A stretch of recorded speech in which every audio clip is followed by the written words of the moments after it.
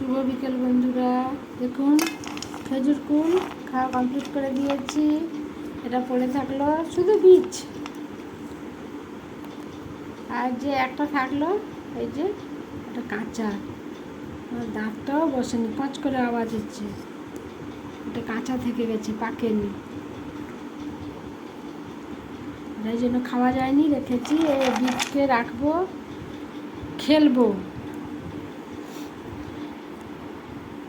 এটাকে জাঁতি দিয়ে কাটতে হবে। জাঁতি কোথায় রেখেছি আগে খুঁজি, তারপরে কেটে খেলবো। আমরা বাচ্চাকালে খেলতাম, মানে বৃষ্টিকালে যখন প্রচুর বৃষ্টি হতো, আগে তো গ্রামের রাস্তা, মাটির রাস্তা, কাদা রাস্তা, আমরা বেরাতাম না। মানে একটুতেই ঘরের সামনে পুকুর আছে, ডুবে যেত, মা বেরাতে দিত না।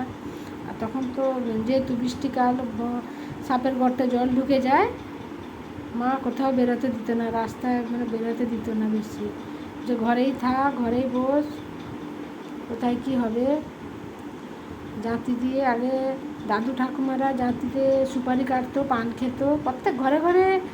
মানে আমাদের ওইদিকে গাঁথির সাইডে, দীঘা গাঁথির সাইড দিয়ে আগে সবার ঘরে জাঁতি থাকতো, সুপারি কাটা হতো।